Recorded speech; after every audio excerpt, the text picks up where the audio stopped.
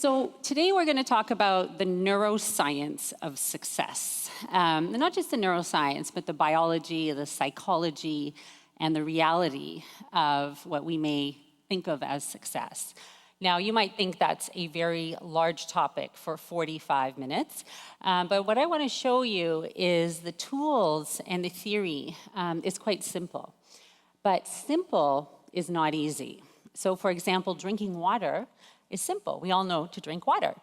But 86% of Canadians are chronically dehydrated.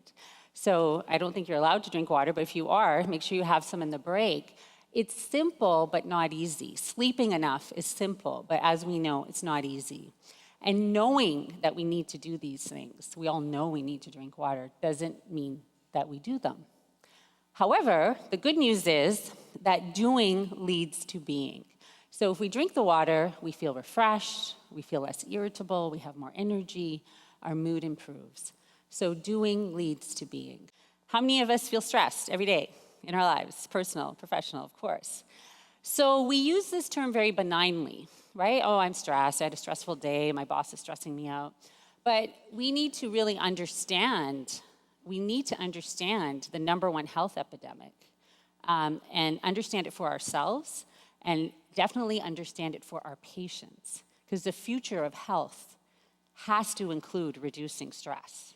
If we're not reducing stress every day in our own lives and our patients' lives, we're not serving human health. Busyness shouldn't be a symbol of importance. Kindness shouldn't be a symbol of weakness. We need to really do something about this problem, because if it was happening to me, I knew it was happening to other people. So I wrote a book. It's called The Dolphin Way, The Dolphin Parent. It became a #1 bestseller. My mom thought no one was going to read it. She's like, you're writing a book and you're putting in science about sleep and how drinking water is important and how kids should play. She's like, don't people know this? Like, who's going to read this?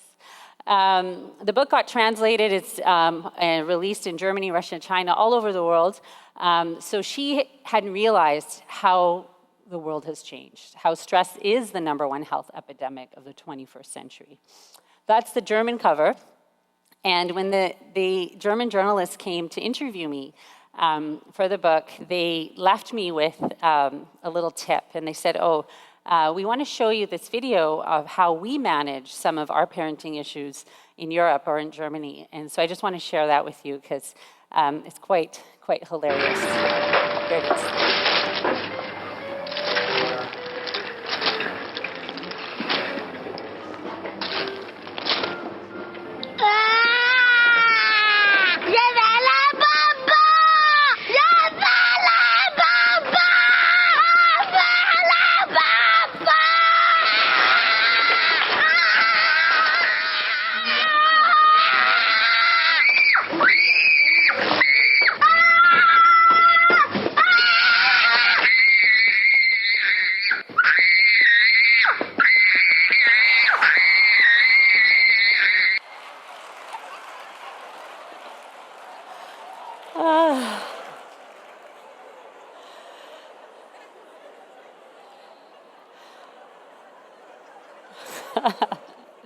If it was only that easy. And it was too late anyway. So, through this journey of writing this book, I read 900 articles, 50 books, really immersed myself in what is it we're trying to achieve here with how we're parenting, with the world we live in, with our lifestyles. And what I realized is what we're trying to achieve is success. When we ask people, well, what is this all for? Why are your kids in so many activities? Why are you so busy? Why are you so sleep deprived?